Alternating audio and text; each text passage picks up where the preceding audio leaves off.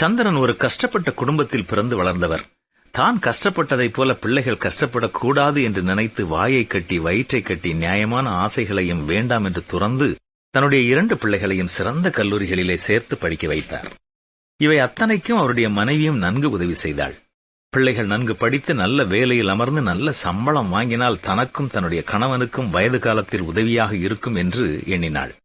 2 பிள்ளைகளும் திருமணமாகும் முன்பே மேல் நாடுகளுக்கு சென்று வேலை செய்து கை நிறைய சம்பாதிக்க ஆரம்பித்தார்கள்.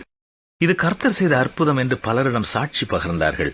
ஆனால் பிள்ளைகளோ பெற்றோரை பார்க்க வருவது கொஞ்சம் கொஞ்சமாக குறைய துவங்கியது. தமிழ்நாட்டிலிருந்து சென்ற குடும்பங்களிலேயே தங்கள் வாழ்க்கை துணைகளை தேடிக்கொண்டார்கள். திருமணத்திற்கு பின் அவர்கள் தொலைபேசியில் பெற்றோரோடு பேசுவதும் குறைய துவங்கியது.